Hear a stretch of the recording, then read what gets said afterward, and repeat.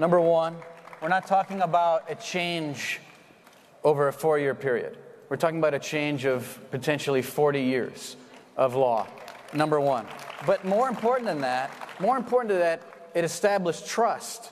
It established that President Trump is a man of his word. We always knew that. But when he said, here's 20 names on a piece of paper back in July, remember? And he said, I'm going to pick my judge out of these 20 people that are on this piece of paper. And he did it. That's number one. Because Neil Gorsuch represents a conservative, represents the type of judge that has the vision of Donald Trump, and it fulfills the promise that he made to all of you and to all Americans across the country. Second thing, deregulation. What hasn't been talked about a lot is that President Trump signed an order that puts in place a constant deregulatory form within the federal government. And what it says is for every regulation presented for passage, that cabinet secretary has to identify 2 that person would eliminate. And that's a big deal. And then lastly, immigration. Immigration, protecting the sovereignty of the United States, putting a wall on the southern border, making sure that criminals are not part of our process. These are all things that 80% of Americans agree with, and these are all things that President Trump is doing within 30 days. Steve. Yeah, I think the same thing. I think if you look at the lines of work, I kind of break it out into 3 verticals or 3 buckets. The first is kind of national security and sovereignty, and that's your intelligence, the Defense Department, Homeland Security. The second line of work is what I refer to as economic nationalism, and that is Wilbur Ross at Commerce, Steve Mnuchin at Treasury, Lighthizer at Trade, Peter Navarro, Stephen Miller, these people that are rethinking how we're going to reconstruct our trade arrangements around the world. The third, broadly, line of work is what is deconstruction of the administrative state. And if you... So I think the 3 most important things, I think one of the most pivotal moments in modern American history was his immediate withdrawal from TPP. That got us out of a trade deal and let our sovereignty come back to ourselves. The people, the mainstream media don't get this, but we're already working in consultation with the Hill. People are starting to think through a whole raft of amazing and innovative bilateral relationships, bilateral trading relationships with people that will reposition America in the world as a fair trading nation and start to bring jobs, high value added manufacturing jobs back to the United States of America. On the national security part, it was certainly the first 2 EOs that you've started to see implemented here over the last couple of days under General Kelly, and that is the rule of law is going to exist when you talk about our sovereignty and you talk about immigration. General Kelly and Attorney General Sessions are adamant, that, and you're going to start to see, I think, with the defense budget we're going to talk about next week when we bring the budget out, and also with certain things about the plan on ISIS and what General Mattis and these guys think. I think you'll start to see the other part of that. But the third, this regulation, every business leader we've had in is saying not just taxes, but it is also the regulation. And I think if you look at these cabinet appointees, they were selected for a reason, and that is the deconstruction. The way the progressive left runs is if they can't get it passed, they're just going to put it in some sort of regulation in an agency. That's all going to be deconstructed, and I think that's why this regulatory thing is so important. We had Dr. Larry Arnn on the stage earlier today, and he brought up the fact that we're promulgating more laws and regulations than we ever have before. And most of that are from these independent agencies that are just on autopilot. And you guys can stop that. And also coming from the federal bunch, as conservatives, we know that a lot of times we fight out the political wars over issues we care about, and then all of a sudden liberals on the bench, like a lightning bolt out of the sky, just change things. Right. And so what you guys are saying about changing that order is amazing. We all consume a lot of news. We watch and read a lot of things. There's been a great democratization in news. People get their news now from literally hundreds and thousands of sites. What would each of you say, there's all these polls that are being put out again. Is Donald Trump doing a good job? Is Donald Trump doing a bad job? I know what you all think. We've been hearing it all day.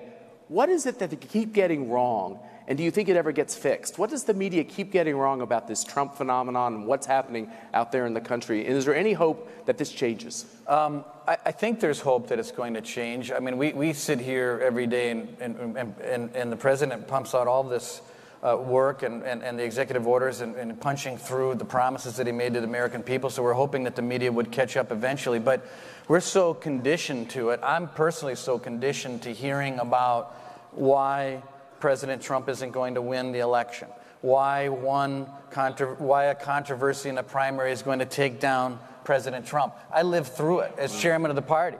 And it really hit me because it was maybe the summer of 2015. And you remember the media was constantly pounding President Trump. And the polling kept getting better and better and better for President Trump. But it was when I went home and got out of this town, and I went back to Kenosha, and I talked to my neighbor. And I said, Bob, what do you think? And he goes, man, I really love that Trump. And I said, Sandy, what do you think? She says, we're for Trump. And it was, as you all lived through it too, because you all had different people you were for, but you kept running into your neighbors, and you kept running into people that you know, and what did they kept telling you? They kept telling you, Trump, Trump, Trump. And so, what? Trump. So, Tomorrow, okay? Just be patient. I knew, and so it was back then, my family and my sister, who's a doctor out in San Diego, and it just kept everyone around me, that nothing, it was impenetrable, because it goes back to what I said before, which is that the country was hungry for something far bigger than one story or one-off issue. It was something that people wanted in this country that was real and something that was going to change the direction that we were heading, and it was President Trump, but that was the answer. The reason Reince and I are good partners is that we can disagree. It's not only not going to get better, it's going to get worse every day in the media. And here's why. But by the way, the internal logic makes sense. They're corporatist, globalist media that are adamantly opposed to an economic nationalist agenda like Donald Trump has. President Trump really laid this out, as Reince said, many years ago at CPAC. It's really CPAC that really originally gave him the springboard. It's the first time at Breitbart we started seeing him and saw how people, his speeches resonated with people. And then he would go out to these smaller town halls later, and really he got traction with the same message he's bringing today. Here's why it's going to get worse, because he's going to continue to press his agenda. And as economic conditions get better, as more jobs get better, they're going to continue to fight. If you think they're going to give you your country back without a fight, you are sadly mistaken. Every day it is going to be a fight. And that is what I'm proudest about Donald Trump. All the opportunities he had to waver off this, all the people have come to him and said, oh, you got to moderate. Every day in the Oval Office, he tells Reince and I committed this to the American people. I promised this when I ran, and I'm going to deliver on this.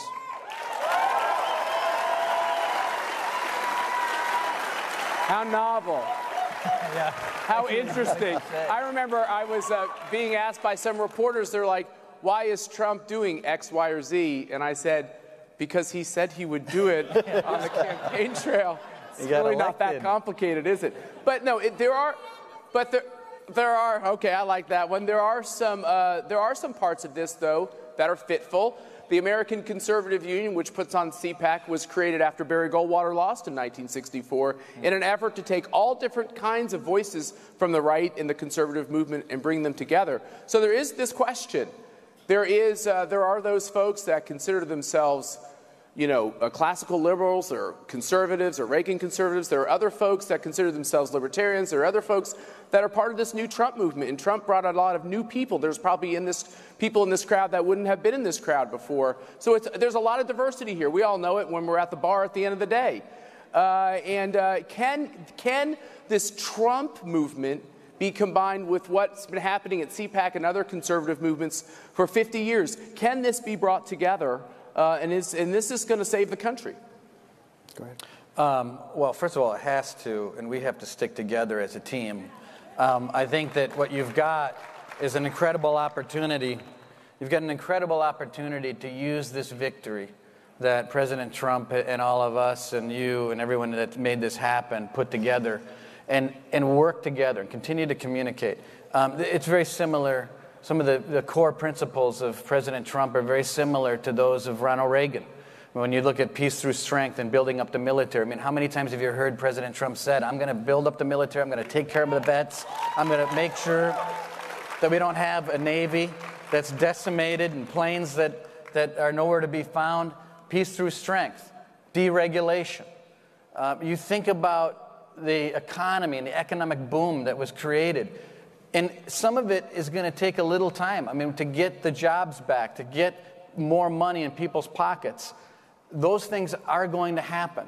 And in the meantime, we have to stick together and make sure that we've got President Trump for 8 years. And he's somebody that we know that we're going to be very proud of as these things get done. But it's going to take all of us working together to make it happen.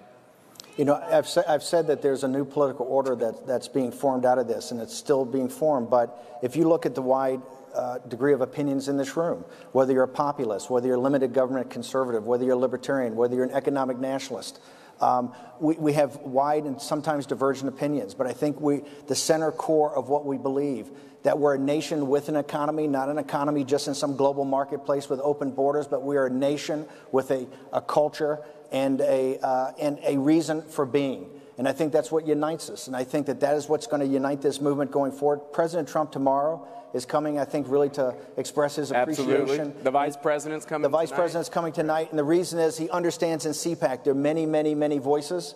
But he's here to say appreciation and to drive this movement forward. This is really where he got his launch, you know, with his ideas in the conservative movement, what, 5 years ago?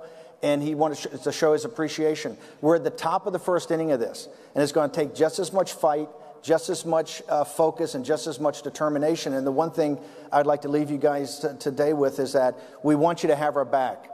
But more importantly,